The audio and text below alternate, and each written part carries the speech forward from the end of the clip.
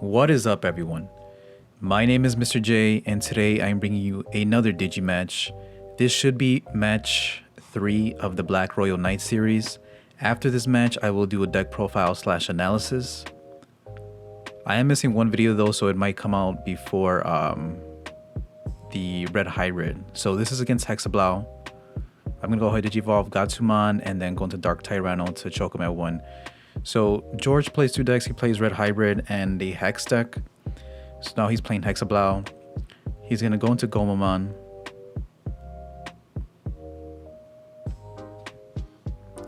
And he's thinking, but he's gonna play that level 4. That's a 3 cost, like a Numemon. I believe his name is Tobiomon. But don't quote me on that. I'm pretty sure that's not his name. But you know, it's that little fish. Really cheap evo cost and cheap play cost. So I'm gonna go into Megadramon and choke him at 1. It's been a while since I played his Hexeblaumon against his Hexeblaumon deck, but I'm gonna learn today. I'm gonna remember today, that's for sure. So he plays the Paledramon, and on Digivolving he gets to trash the bottom 2 sources of one of my Digimon. So he chokes me at 1. I'm gonna go ahead, hatch my egg, go into Sonorizamon for free in the raising area. And then I'm gonna Digivolve into Craniumon and draw a card. This is just because I don't want him swinging at my security, but I honestly think I should have just swung into security with the Megadramon. The last time I played against this deck was with the Shoutmon deck in BT5, and I pretty much crushed it. That's because, you know, you could hide in the raising area. You don't really have to keep your Digimon out. If you remember from my previous videos, I am not playing Gankumon. So this matchup is a little bit harder because I lack the removal if he hard plays stuff. So he's going to play Howling Memory Boost to trash the bottom 2 sources of the Craniumon. He's going to go to 0, and then the Kiaromon, the baby, is going to let him draw a card.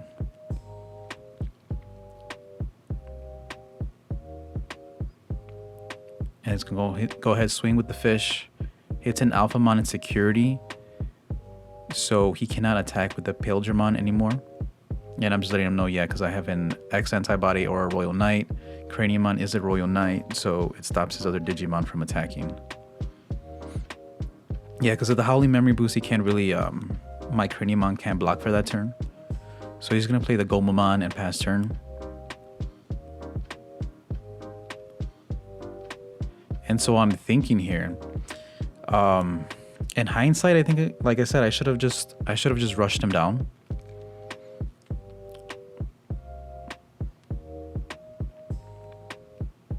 So I'm going to play the Izzy for 4 to reveal top 3. They are all black, so I will gain a memory off that. And I decide to play most likely the Toy Agumon in the top, I'm assuming. But I'm thinking about it. Okay. So yes, I am going to swing at security with the Sonorizamon. He's going to die. It's expected. Oh, and right, I can attack with the Craniumon because of the Howling Memory Boost. So I'm just going to play the Gatsumon pass turn. He's going to raise the Gomamon. He's going to raise the Elecmon. And here he's thinking. He's going to cash in the Memory Boost to go to 5. My blockers are back online, so he can't really just swing willy-nilly into security, even though I know that's what he's thinking about doing. He's going to hard play the Hexeblaumon. So the first match we did together, he was playing the Red Hybrid. So he knows for a fact that I'm not running Ultimate Flare, and he knows that I'm not playing Gankumon because he hasn't seen it. Also because he literally asked me when I was playing against Eric, he's like, hey, are you playing Gankumon? Which, very sneaky, George. But he knows I cannot punish him for this. For hard playing the Gankumon, for hard playing the Hexeblaumon like that. So I'm just gonna Ultimate Flare the rest of his Digimon. But very smart, he knows I don't have any removal besides the de-digivolving aspect of my deck, the Black Royal Knights. So I notice I'm in trouble here because if I can't get any sources on top of those Digimon, they're pretty much frozen in place. So there you go, the ultimate flare and security, but it just fizzles out.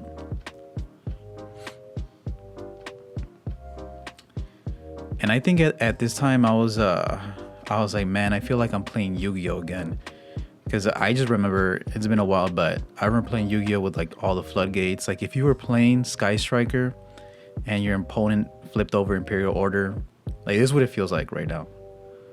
It's literally, you cannot play the game. So he's thinking, I think he's thinking about whether he wants to Digivolve on top of the Digimon or just play them. But I think at this point, yeah, you just play them. There's no real point. Because I know he knows that there's no way he can remove the Hex. So he can just keep playing his Digimon to swing in for game next turn. And I just hard play the Megadramon. Because I believe, yeah, I have the Alphamon in hand. So that's what I'm going for next turn. But I don't think I'm going to live to see next turn. Because he's going to have 4 Digimon this turn. He just has to play around the ultimate flare if there is another one in security. But the Gomamon is a 4 cost, the one on the top right. So that would not die to the ultimate flare. So he can swing with the Elecmon first, actually. Just I'm sure what he's thinking about. What do you guys think about Absolute Blast now that we're here, though? Because we always are on the opposite ends. I think Kakaitis Breath is better than Absolute Blast. Because when I was playing against Shoutmon, like I had no fear because I know he plays Absolute Blast over the Kakaitis Breath, and I'm like, yeah, no, I don't have to worry, especially when your Shoutmon has like 10 sources on it. But yeah, with he pretty much played around the ultimate flare, and that was game 1. So Hexeblaumon takes it.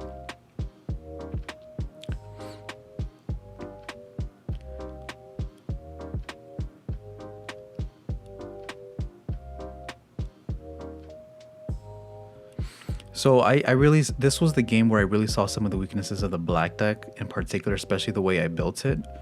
Obviously with the lack of Gankumons and not playing the Ultimate Flare. I think Ultimate Flare is so good against most of the meta like Gabuband and obviously Aguband and what is that other deck? Against Justmon too in particular because it kills all the Sistermons or most of the Sistermons, the Blancs. But yeah, now I see the value of Gankumons, as George has stated, and the value of Iron Fisted Onslaught.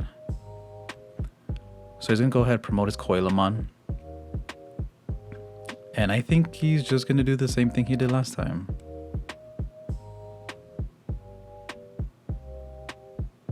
Yeah, he's gonna hard play the Hex.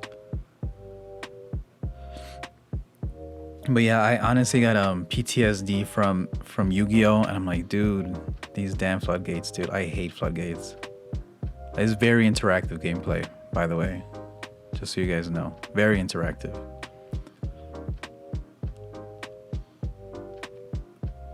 So I think I'm missing a rookie here. So I'm going to Digivolve up into Megadramon. Draw a card. Swing at security. But you know, like people have different play styles, like especially in Yu-Gi-Oh! Either you're a combo player, you're a control player, or you're one of those players that likes to play cards where your opponent can't play the game. But I really fell in love with Digimon because of the variety and just from it very much feels like chess, you know. In Yu-Gi-Oh! Combo players usually have those 20-minute turns and then they set up like 10 negates on their board.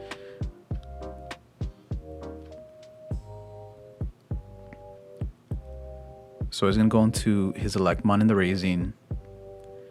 Again, he really doesn't have to fear anything. He's going to strip the source. He's not even going to attack the Digimon. Obviously not. He doesn't want it. You know, now that I think about it, I don't even have to promote. Next time. Or I mean, play the blocker like I did. So he's going to play his 2 Takumis. Putting me at 1. And I do have a Craniumon in hand, but again, there's no point. I just pass him over 3 and he goes to 5.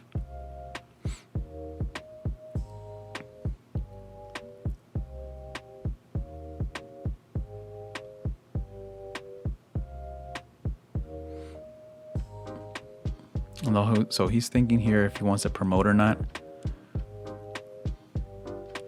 Again, I think the only thing he fears is the ultimate flare, so he's not going to bother promoting. He's just going to take his time to chip at the security.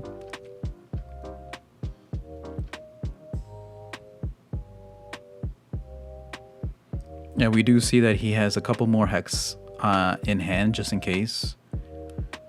I mean, if somehow a Gankumon shows up in my hand and I get to remove the Hex, which is not going to happen. So he hard plays the Belucomon, goes into Paildramon, and he's going to tap both Takumi to draw 2 extra cards off that Digivolve. So 1 for Digivolve and 2 for the Takumis.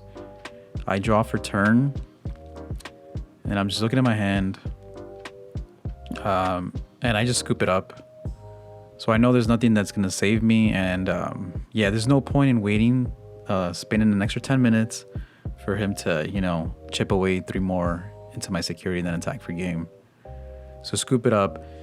So that's all 3 games by the time this goes up on YouTube. And yeah, so the deck profiles next. I'll definitely do the deck profile and then let you guys know what were the strengths and the weaknesses and what I would change for the Black Royal Knights going forward. But I will say right now, definitely they need a searcher, and we're gonna have to make some changes to put some removal in the deck. But that's all, guys.